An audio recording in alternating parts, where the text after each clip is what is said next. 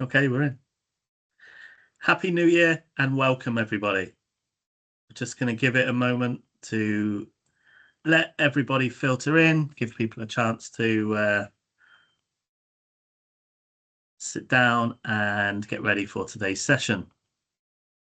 So we'll be starting probably in about 1 minute's time.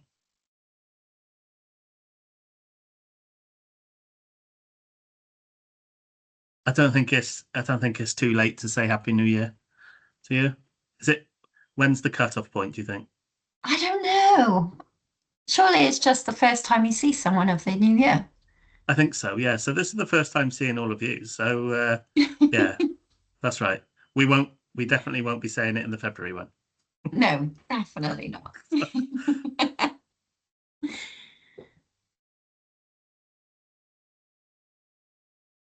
Yeah, welcome to the people that are just joining in now. We'll be starting in just a moment.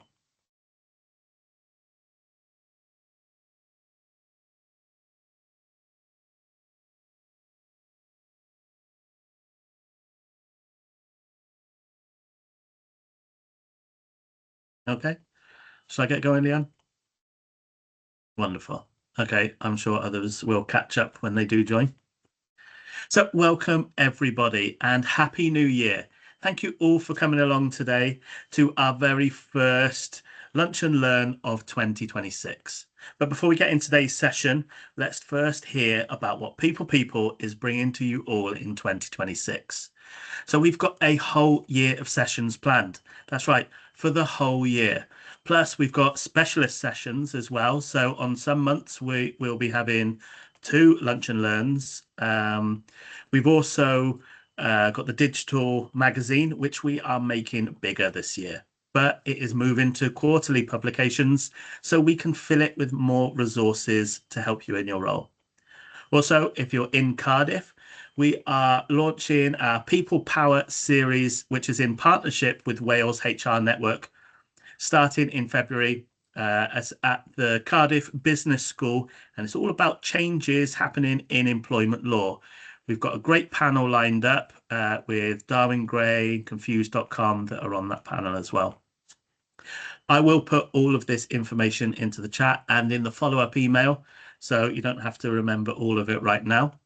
But People is powered by Beam Development and Training, which is our company. And this delivers leadership and well-being training along with one-to-one employee support to companies all over the world. We've made it easier to develop a clear, effective well-being strategy with our bespoke well-being pathways.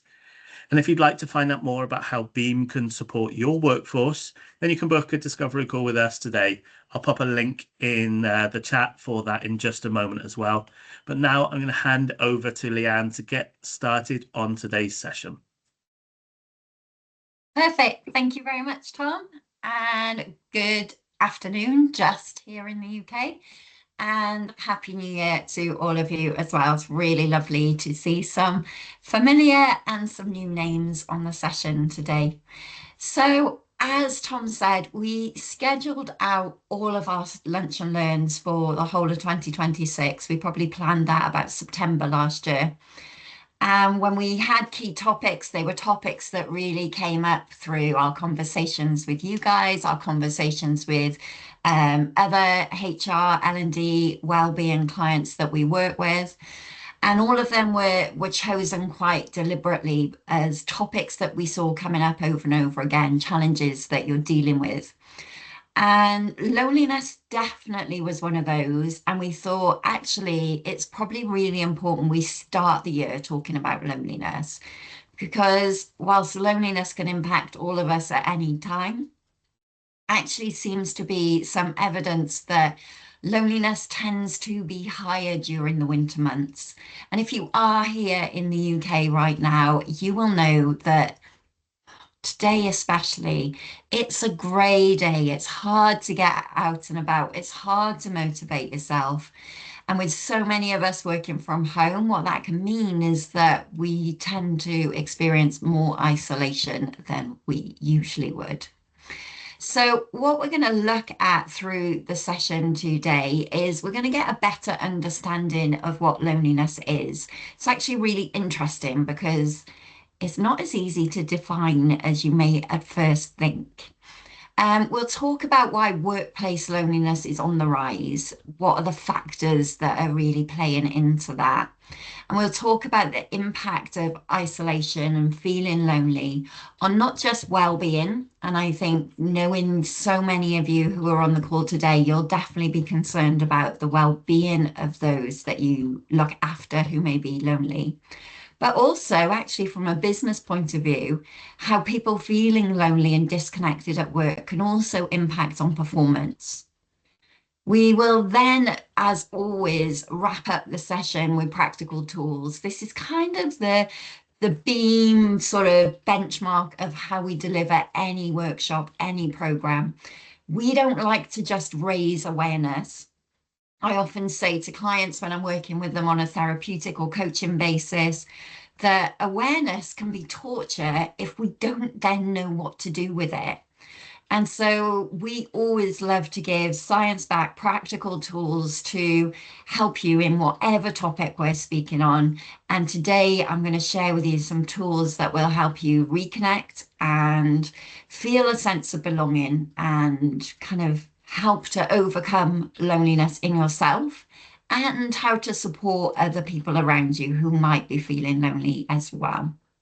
So let's get started and work really on our understanding of loneliness. Now, I said that it's not as easy to define as you may at first think, and that's true. There's an amazing researcher, psychologist called Cacioppo. I hope I'm saying that right. If there's anyone Italian on the call, please correct me. But Cacioppo is sort of the world's leading expert on loneliness. And he defines loneliness as a debilitating psychological condition that's characterized by a deep sense of emptiness, worthlessness, lack of control, and personal threat.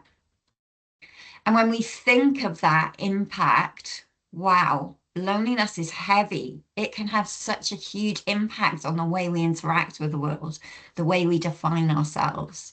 Now, as someone who's really passionate about neuroscience, when I first started studying loneliness, what I started to look at is, well, why does it have this huge impact on us? What's going on in the brain for that to happen? And what I found really fascinating is that loneliness is an evolutionary mechanism that essentially tells us that one of our core needs isn't being met. And as a result, we are vulnerable. We're potentially in danger. In fact, loneliness sort of operates in our brain in a very similar way to thirst and hunger. It's essentially a sign that something is wrong and we need to fix it.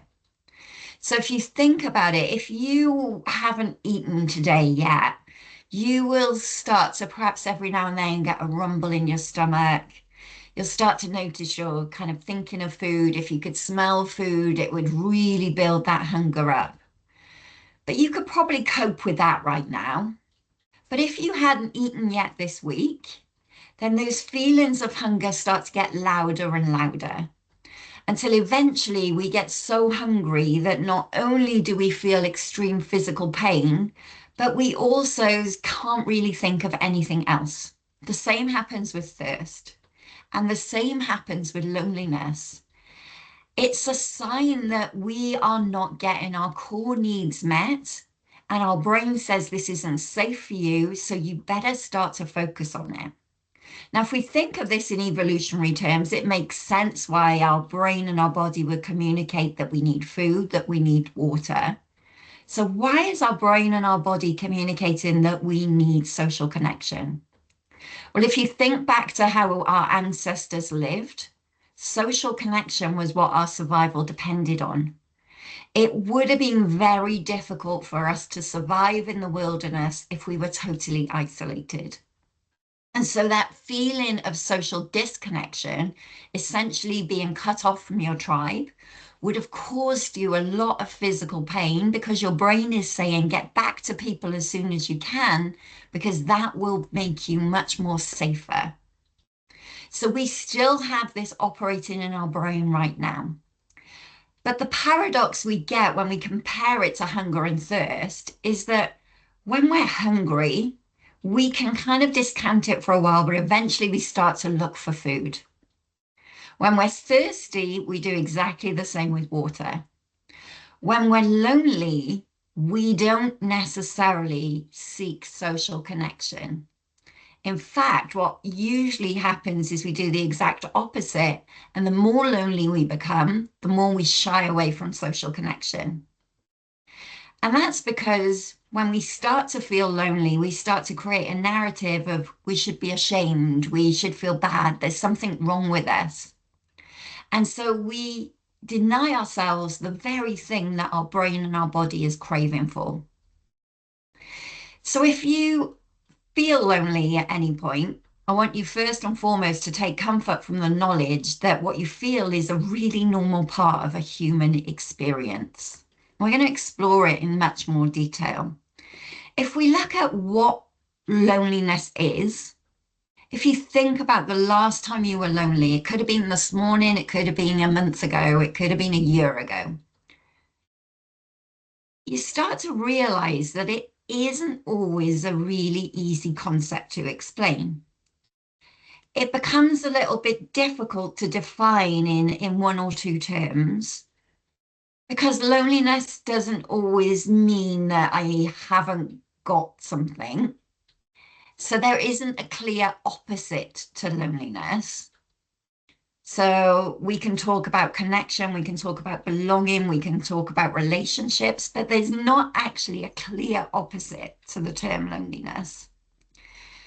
We also know that being alone isn't necessarily feeling lonely. In fact, there's lots of research that shows that solitude is really good for us. If we look back through history, sort of theologians, philosophers, they would deliberately seek solitude because it was so good for their soul, I guess they would have termed it, so good for their ability to be able to get things into perspective. And I'm sure you've had an experience in your life at some point where you've been on your own and you've been totally content and happy. And equally, you've probably had an experience in your life where you've been in a room full of people and have never felt more lonely. What loneliness is really doing is reflecting a sense of emotional lack. So I'm not getting the nourishment I need from the connections I have. When I work with clients on a one-to-one basis who are struggling with loneliness, I often keep this hunger and food analogy going. So if I was really, really, really hungry, if I hadn't eaten for days and you offered me a bag of crisps, I would absolutely take that bag of crisps and I would devour it.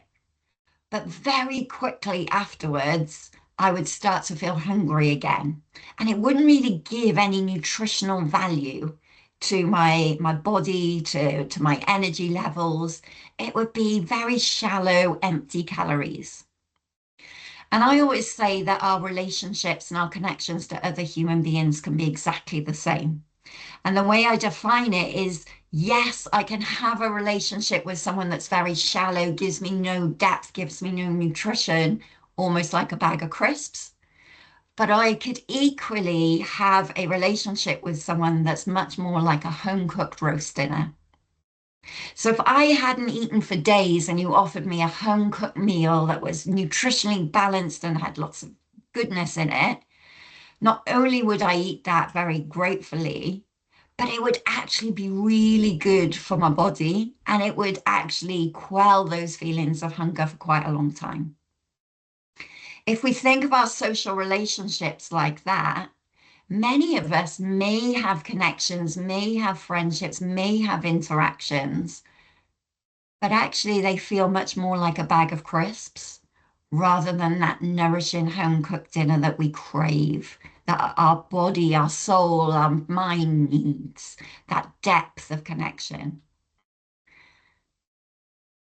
And the other thing to kind of be aware of is this idea that loneliness is really subjective. So, what might look lonely to you if I was doing it might feel actually like bliss to me. What might feel lonely to me might be bliss to you. And so, because of that, not only is it really hard to kind of see it at play in our own lives, but it becomes even harder to see it at play in those that we care for. I think the clearest way that we can start to interpret it is to think of loneliness as a gap between what we feel we need from other people and what we're actually receiving from other people. So those times where perhaps you've gone and spent time with a friend or a colleague and it's just felt surface, it hasn't given you what you really need. And you could have felt absolutely lonely, even though you had that seemingly meaningful interaction. Now, if you're sat here and you're thinking, I actually do know what it's like to feel lonely, Leanne. I've been feeling lonely a lot of late. I guess I want to reassure you. So, the Office for National Statistics, not that long ago, produced some statistics that showed that 1 in 4 adults feel lonely at least some of the time, often, or always. That's 1 in 4 of us walking around not getting that nutrition that we need from other human beings. That's really quite saddening. It's really quite depressing when you look at the world that we're sold, and certainly since the sort of social media explosion, we're more connected to the world. The world is smaller than it's ever been. We have more friends, followers, whatever you want to term them. You know, people have thousands and thousands of followers and interactions online.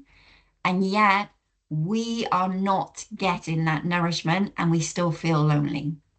Now, I would definitely term, I guess, for everyone here who's from the UK, I would say that social media is more of a packet of Monster Munch or a packet of Quavers. It's not even a really, really good packet of crisps that is kind of hand cut potatoes. It's empty, hollow, doesn't give us the nutrition we need. So, why is it so important for us, even though we are now frequently connected 24/7? We can, I could pick up the phone right now and have a really clear video call with my cousin in Australia. It would be lovely, but would that give me the connection I need? Does that give me the depth and the sustenance and the nutrition I need from that relationship?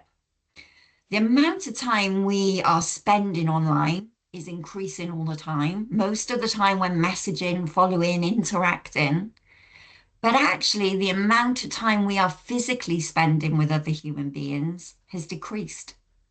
Most of us would much rather drop someone a text message than pop around to see them.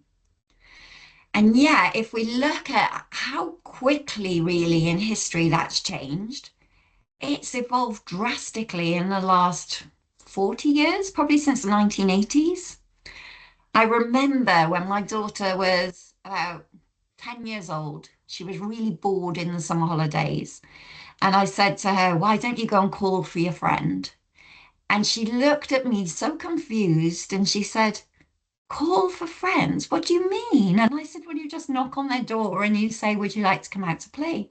She was like, no, Mum, we don't do that nowadays. That's weird. I mean, that shows really how times have changed. But if you think about 100 years ago, our ancestors were living very much in a community environment. And actually, if you think about perhaps even your grandparents, they would have grown up in a town where they knew the local butcher, the local doctor, they knew the person who ran the corner shop, they would have known their neighbors. They perhaps would have lived with some extended family. There was a lot of multi-generational living. And yet, if we look at nowadays, how many of you know your neighbors? Do you know their real names? Do you know anything about them? How many of you get to see the same doctor every time who knows your family history? Probably very few of us. So even though on a computer screen we've got more friends and connections than ever, we're probably all lacking and feeling that hunger for physical social connection. There's really interesting research as well, which explores how we get the depth of connection that we really need. So apparently, if we go and physically see someone, so we see them to their face, we report feeling much more socially connected, much happier, higher elevated sense of well-being. If we telephone someone, it's um, it's a lot lower. There is still some benefits, but it's a lot lower than physically. If we text someone, so sending a message in some format, digital message, then actually it gives us very little spike in our sense of connection and our sense of well-being. So whether you're someone who's super social, who loves being around loads of people, or whether you're someone who thinks that, nope, I like being on my own, absolutely you can be introvert, but you are hardwired for deep social connection. Your mood, your energy can be lifted just by sitting in the company of the right person. So positive social connections, positive relationships can lead to us experiencing positive emotions. So this is a topic that thought I really wanted to just slide in here because it not only will help some of you individually, but those of you who look after lots of other people, this will probably help as well. So Gretchen Rubin, a well-renowned author and researcher on happiness, did quite an interesting study on loneliness and its impact on our ability to feel happy. And one of the key takeaways that I got from there is she identified that loneliness doesn't always look the same. And she actually came up with some definitions of loneliness, different types of loneliness we can experience. So these are her terms. So the one is new situation loneliness. That's perhaps where you've moved to a new town or city, or you've started a new job or a new school, and everyone is unfamiliar. You don't recognize people, you don't know who they are, you don't have a deep sense of connection. It makes you feel lonely. Then there's the kind of loneliness where you're in a place that isn't necessarily unfamiliar, but you feel different from the people that you're surrounded by. So many of us might have felt this at school, where you just didn't really click with the people. They weren't your people. So maybe everyone that you're surrounded by, if we take it on a really shallow level, they really loved this type of music when you were growing up and you just didn't get it. And that different loneliness just sometimes hits us that I'm not around people who get me. Again, we can really use that meal analogy here. You know, maybe now this isn't a bag of crisps, maybe this is a McDonald's. Might be nice now and again, but actually, again, it's not giving me that nutrition. There's also partnership loneliness. So you might have plenty of family and friends, but you don't have one significant attachment to an intimate partner. So you might feel that you don't have that partner at all, or you might have a partner, but you just don't feel fully connected to them. And so you don't feel that you have someone that you can fully share your life with. And just, even if you have someone, they're not your people. Now, this is one that sometimes in the therapy room, I've seen people almost feel embarrassed about, but as an animal lover, I completely get this. So many of us have a really deep need to connect strongly with an animal or animals. I mean, I absolutely do with my dog. If that describes you and you're in a sustained relationship with this little furry being, your dog, your cat, whatever it is, and then maybe they're not there, maybe they've died, maybe they've moved, maybe you can't have them in your life anymore, then that kind of loneliness really impacts people much more than you might think if you're not an animal lover. No time for me loneliness. Now, this is the person that is surrounded by people who seem, you love them, you care about them, but they're people who don't make time for you. Maybe you know there's good reason. Maybe they've just had a new baby. Maybe you feel like all your friends are having new babies and you're not, and they just don't prioritize or have the capacity to prioritize you. So your interactions with them might feel more surface. You miss the friendship perhaps you used to have where you would talk for hours. Maybe there's your best friend who now just has kind of grown apart from you a bit. They don't prioritize you anymore. They've changed their job. They're obsessed with a new partner. So that starts to make us feel lonely. You might just be in a situation where you don't actually have quality friends. Maybe you're surrounded by lots of fast food and you want a home cooked meal. Sometimes you can get in a situation where you're not really sure if these people are good for you. They don't have your best intentions at heart. Maybe they're not particularly kind to you. Maybe the banter always goes a bit too far. Maybe they expect you to help and they're never helpful to you. So you might have a circle of friends, but if you feel like you're not valued in it, then that will definitely hurt. And then this last one, and I know I'm referring to therapy quite a lot in this session, but I don't think you'll be surprised that loneliness is a topic that comes up a lot in my therapy room. And I would say this last one is one that when I teach it to someone who is experiencing it, it clicks. And it's quiet presence loneliness. Now, this usually happens if we've been bereaved. It can happen when we end a relationship as well. And I want you to think if right now you live with a partner, yes, there's your interactions with your partner, but there's also times where you're in your house and you know that they're upstairs or they're out in the garden and you just know they're around and you know they're doing their thing, but you're not actually directly interacting with them in that moment. And what happens is to our nervous system, that creates a really lovely calming effect because we have the sense of a quiet presence of a trusted human around us. Now, when I'm helping people who have lost a spouse, particularly, this is something that hits really hard. Because, yes, of course, they physically miss that person. They miss that person they used to go for meals with or go on holiday with, and the bits that I guess the outside world sees. But actually, they just miss hearing them making a cup of tea in the kitchen, or miss hearing them pottering around in their shed or whatever it is. And that, if you've experienced it, is one of the deepest aches you can experience. My heart goes out to you if you're going through that right now. So quiet presence loneliness is something that's hard to define to someone who hasn't had that kind of loss in their life, but it's something that sits quite heavy. So I think it's important that we recognize for ourselves and for those around us that loneliness isn't just packaged as I've got no friends.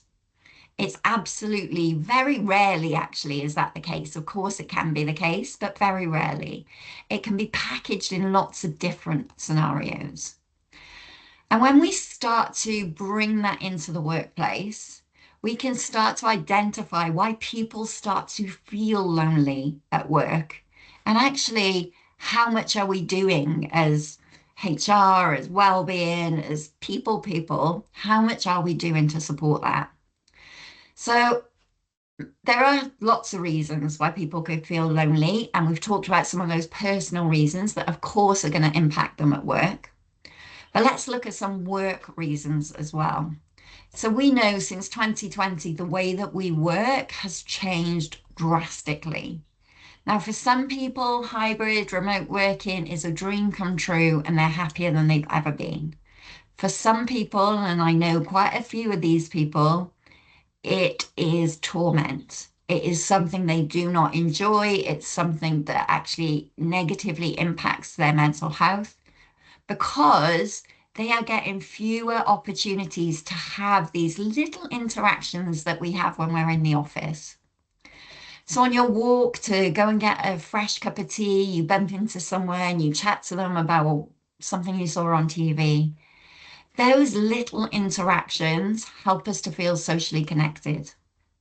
Now, of course, we can use Teams, we can have conversations, but from personal experience and from anecdotal experience, we don't generally tend to have the same sort of flippant, shallow conversations that we would have when we pass someone in a corridor, where actually we're deepening our connection to them. We get to hear about the restaurant they went to, or that they're late because their kid wasn't very well.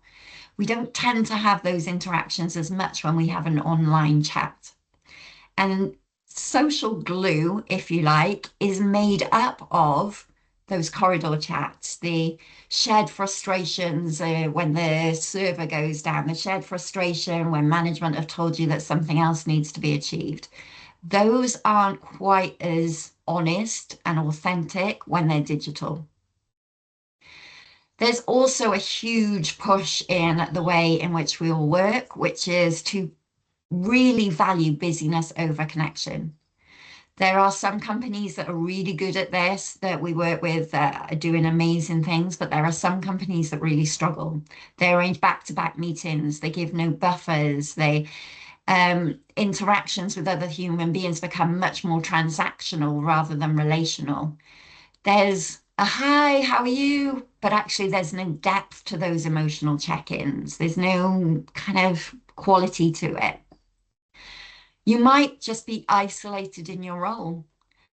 This frequently happens if you're in a people-centric role. Many of you might be kind of heading up an entire HR department on your own. If you have a role where people are looking up at you, where they're kind of using you as their benchmark for emotional stability, then you might also feel like you've got to hold it all together. You can't say you're struggling. You can't say you're having a bad day. You can't say you feel lonely. And so that role in itself, the pressure of it isolates you from true connection with other human beings. And then you might work for an organization that has more surface level culture. It doesn't go deep. So teams that are functioning, but there's not really connection there. There's not really a getting to know each other. You might have a surface level psychological safety. You know, you might feel like, yeah, they've got my back in a work sense, but you might not feel like they truly know who you are. So remember here in the workplace, loneliness is reflecting an emotional lack. It's what I'm not getting out of the relationship, not necessarily because I'm working alone. Some people will absolutely love remote working, being on their own and not having that connection. So it's, are they getting what they need? And I mentioned at the beginning, I think most of you will be very aware of how loneliness will start to impact well-being. But it's also important that we recognize that this isn't just a well-being issue, it starts to impact performance as well. So social isolation is essentially causing the brain to run in threat mode. And threat mode means that people aren't learning as well, people aren't performing as well, people are really just getting what needs to get done rather than embracing and embedding themselves in performance. So we see things like increased stress and anxiety. If I feel alone and my brain is telling me that I'm lonely, I will feel far more stressed and anxious than if I felt socially supported. It also starts to create this feeling of shame that I've talked about, which then starts to lower our self-worth. Or maybe people don't like me. Maybe there's something wrong with me. You know, it must be my fault. That can lead to people kind of reducing their engagement at work. So this is where well-being and performance start to overlap. So if I feel like I've got this story that people don't like me, that's why I'm lonely, then maybe I'm not going to speak up in a team meeting. Maybe I'm not going to collaborate with another group because I'm scared of being rejected or judged. If I'm in fear mode, my brain will naturally not give me creative solutions. My brain purely wants to give me the functional survival solution, not come up with creativity. That we can then start to see higher absenteeism, Let's take that example of being surrounded by lots of people, but actually they're not your people. Maybe I just don't feel comfortable. Maybe I don't feel like I'm understood, I'm seen, I'm heard, I'm valued. And so start to take sick leave. And one of the things that you'll see if you have someone struggling with this is that they won't cause you any problems. They won't ask for help. They won't speak up. They won't come in and tell you how they're feeling because that internal critic saying that I'm not good enough, nobody likes me, I don't belong here, will stop them asking for help. So it has a huge impact. So I want to, as I mentioned, share with you some practical tools to improve connection and belonging. And this is really for yourself and also things to start to bring into the workplace. So create moments of micro connection. Become aware of not having transactional conversations with people. A transactional conversation is exactly what it says, oh, could you do this for me? I need to see that. And we need to have those conversations, of course. But if I'm trying to build social connection, my conversations need to be more relational.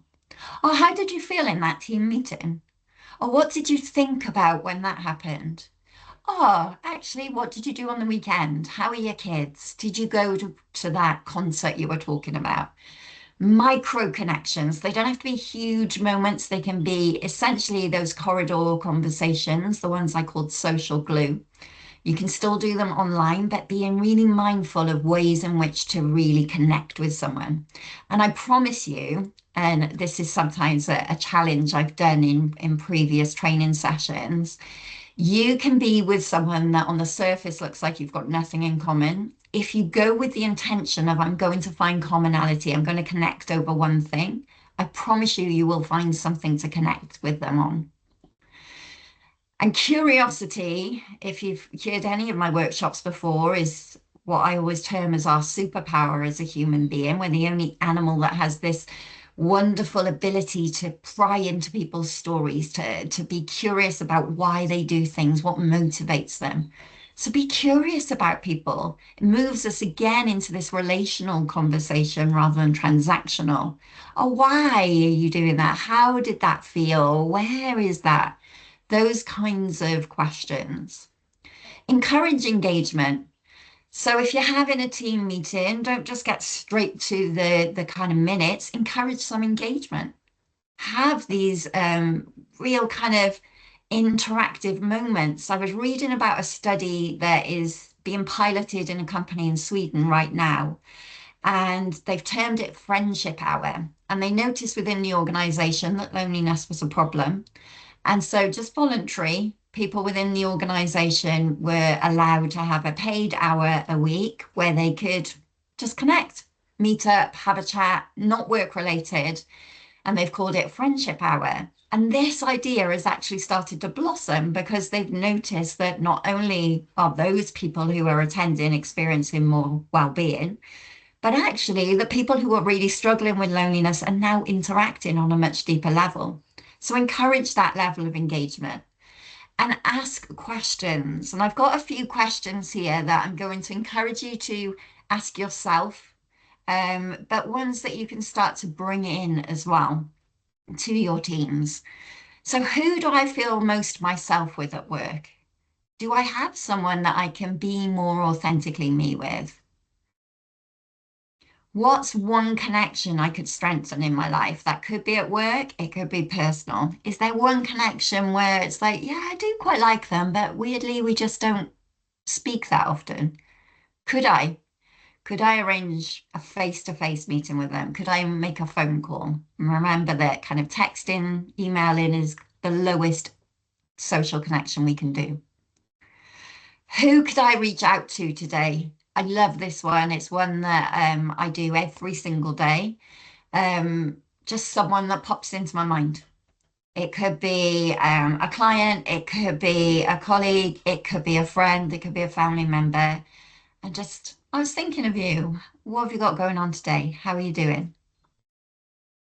And what act of kindness could I perform today? So those of you who attended our kindness workshop just before the end of the year will know that when we practice deliberate kindness, we see all sorts of amazing benefits and improvements in ourselves and in the workplace. So, loneliness is about nourishing connections. So, yes, you can have some bag of crisps friends, but what you want are a few home cooked dinner friends.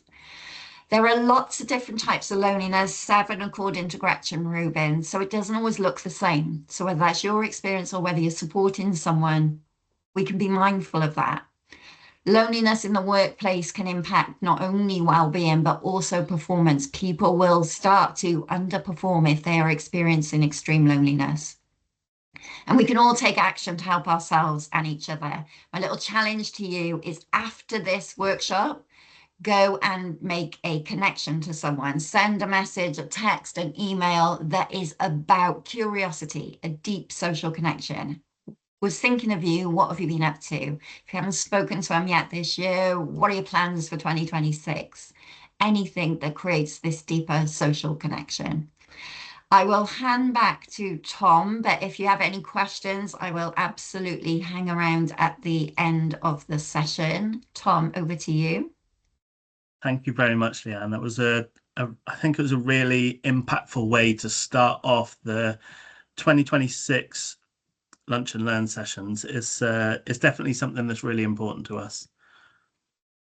Okay, so all of the resources replay will be emailed to you, but I've also popped a link in the chat so you can go directly through to the People home, which is on our website, and you'll be able to find all of the resources there as well. So that is all of our replays of all the sessions that we've ever done.